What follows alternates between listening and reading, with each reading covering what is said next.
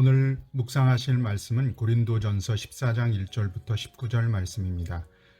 묵상을 위해 몇 가지 질문을 먼저 드립니다. 다음 질문을 염두에 두고 오늘 말씀을 함께 읽으시면 좋겠습니다. 첫째, 오늘 말씀에 여러 가지 중요한 단어가 나옵니다. 그 중에서 가장 중요한 단어는 무엇일까요? 그것이 없으면 다른 것들이 아무 소용이 없어져 버릴 만큼 중요한 단어입니다. 둘째, 두 번째로 중요한 단어는 무엇일까요? 이 단어는 6번이나 반복해서 언급되고 있습니다. 반복되어 나오는 단어를 찾아보세요. 셋째, 무엇이 무엇보다 낫다라고 말하고 있습니다. 무엇이 더 나은 것일까요? 왜 그럴까요? 그럼 오늘 말씀을 함께 읽겠습니다. 사랑을 추구하며 신령한 것들을 사모하되 특별히 예언을 하려고 하라. 방언을 말하는 자는 사람에게 하지 아니하고 하나님께 하나니 이는 알아듣는 자가 없고 영으로 비밀을 말함이라. 그러나 예언하는 자는 사람에게 말하여 덕을 세우며 권면하여 위로하는 것이요. 방언을 말하는 자는 자기의 덕을 세우고 예언하는 자는 교회의 덕을 세우나니 나는 너희가 다 방언 말하기를 원하나 특별히 예언하기를 원하노라. 만일 방언을 말하는 자가 통역하여 교회의 덕을 세우지 아니하면 예언하는 자만 못하니라. 그런즉 형제들아, 내가 너희에게 나아가서 방언으로 말하고 계시나 예언이나 가르치는 것으로 말하지 아니하면 너희에게 무엇이 유익하리요? 혹 필이나 검은고와 같이 생명 없는 것이 소리를 낼 때에 그 음의 분별을 나타내지 아니하면 피리 부는 것인지 검은고를 타는 것인지 어찌 알게 되리요? 만일 나팔이 분명하지 못한 소리를 내면 누가 전투를 준비하리요? 이와 같이 너희도 혀로서 알아듣기 쉬운 말을 하지 아니하면 그 말하는 것을 어찌 알리요? 이는 허공에다 말하는 것이라. 이같이 세상에 소리의 종류가 많으나 뜻없는 소리는 없나니 그러므로 내가 그 소리의 뜻을 알지 못하면 내가 말하는 자에게 외국인이 되고 말하는 자도 내게 외국인이 되리니 그러므로 너희도 영적인 것을 사모하는 자인즉 교회의 덕을 세우기 위하여 그것이 풍성하기를 구하라.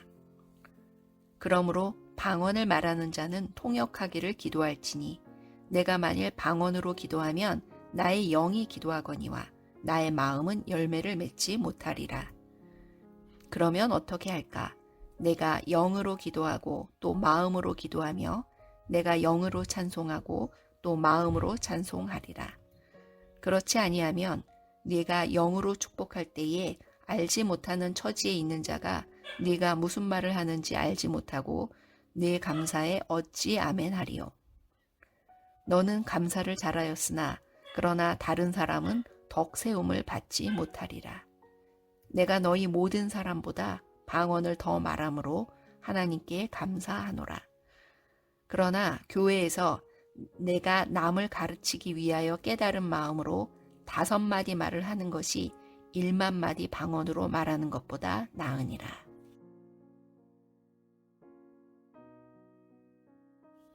읽으시면서 제가 말씀드린 내용을 찾아보셨나요? 먼저 가장 중요한 단어는 무엇입니까? 그것이 없으면 다른 것들이 아무런 소용이 없어지는 그만큼 중요한 단어라고 말씀드렸습니다. 그것은 마치 모든 것에 0을 곱하면 그 어떤 숫자라도 0이 되어버리고 마는 것과 같습니다. 어떤 단어일까요? 방언, 예언, 통역, 영으로 비밀을 말하는 것, 그런 걸까요? 가장 중요한 단어는 1절 앞부분에 나옵니다. 사랑을 추구하며. 흔히 사랑장이라고 부르는 고린도전서 13장에서 사랑이 우리가 추구해야 할 가장 좋은 은사임을 말합니다. 그리고는 그 안에서 그 사랑을 추구하면서 하나님이 주신 은사를 행하라고 권면하고 있습니다. 사랑을 벗어난, 사랑이 없는, 사랑을 추구하지 않는 것은 마치 모든 숫자에 0을 곱하는 것처럼 방언과 예언의 은사가 아무리 좋다고 해도 그것은 그저 울리는 꽹과리와 같게 됩니다. 그러면 사랑이 뭘까요? 가슴이 찡하면서 가슴 벅차오르는 내 속 깊은 곳에서 나오는 뜨거운 그런 건가요? 우리는 이것을 사랑이라고 부르지 않고 호르몬이라고 부릅니다. 이런 감정을 유발하는 호르몬은 짧게는 몇 시간에서 길게는 2년 반 정도 유지된다고 합니다. 이것 때문에 우리는 서로에게 호감을 갖는 것이죠. 그렇다면 사랑은 무엇일까요? 사랑은 감정을 울리는 형용사가 아니라 내 의지가 들어간 동사입니다. 고린도전서 13장에서 보았듯이 사랑은 인내하고 상대를 배려하고 끝까지 함께하는 동사입니다. 일시적인 호르몬으로 호감을 갖는 것으로 끝나는 것이 아니라 그것을 계속 유지하도록 나의 의지를 발동해 끝까지 하나됨을 이루어내는 동사입니다. 교회 공동체의 덕을 세우며 유익을 위해 나를 절제하고 헌신하는 것이 사랑입니다. 나에게는 끝까지 이루어낼 사랑이 있습니까? 아니면 금세 없어질 호르몬만 있습니까? 첫 번째 묵상 포인트입니다. 가장 중요한 단어가 사랑이라는 것을 살펴봤습니다. 그러면 두 번째로 중요한 단어가 무엇일까요? 오늘 말씀에 6번이나 반복되는 단어가 있습니다.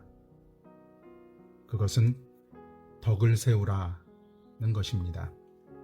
덕을 세운다는 것이 무엇일까요? 오늘 말씀 중에 그것을 다르게 표현한 말이 있습니다. 6절에 유익하다라는 것입니다.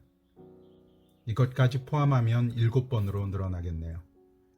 우리에게 은사를 주신 것은 덕을 세우기 위함입니다. 다시 말하면 유익을 끼치기 위함입니다.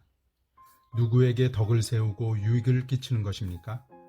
물론 자기 자신이 포함되겠지만 궁극적으로는 모든 은사는 교회 공동체의 덕을 세우고 유익을 끼치도록 주신 것입니다. 그 반대는 무엇입니까? 자기 자신의 유익만을 앞세우는 것입니다. 내가 이만큼이나 잘한다고 자기를 드러내는 것에 초점을 맞추는 것입니다. 그것은 사랑도 아니고 덕을 세우거나 유익하게 하는 것이 아닙니다. 모든 것을 잘 해놓고 거기에 영을 곱해버린 셈이 됩니다. 아무것도 남지 않게 됩니다. 방언을 말하시나요? 다른 여러 은사들을 받으셨나요? 그렇다면 자신의 유익이 아니라 교회의 덕을 세우고 교회를 유익하게 하기 위해 사용하고 계시는지 한번 살펴보는 오늘이 되시기 바랍니다. 세 번째는 무엇이 무엇보다 더 낫다라고 합니다. 그것이 무엇입니까? 교회의 덕을 세우고 유익하게 하기 위해서는 예언이 방언보다 더 낫다라고 말씀하고 있습니다. 그러면 예언이 무엇입니까?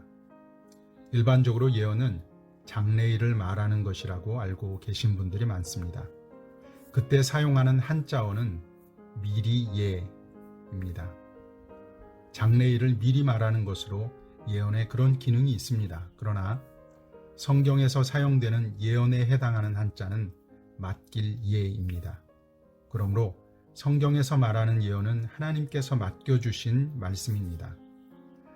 구약시대에는 하나님께서 선지자 혹은 예언자를 세워 하나님께서 말씀을 맡기셨고 그것을 하나님의 백성들에게 선포하게 하셨습니다.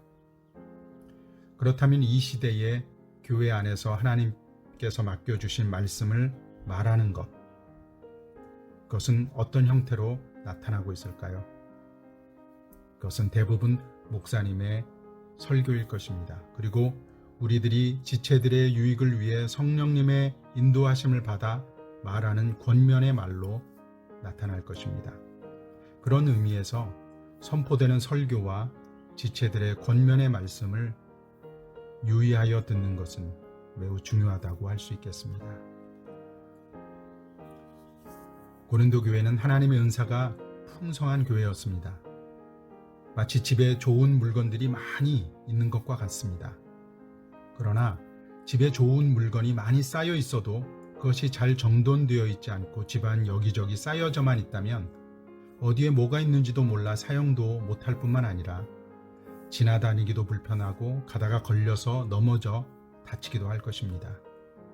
많은 은사를 구하는 것보다는 주신 은사를 질서 있게 사용하며 교회 공동체의 덕을 세우고 다른 사람의 유익을 위해 사용할 수 있도록 자신을 훈련하는 우리 모두가 되기를 바랍니다.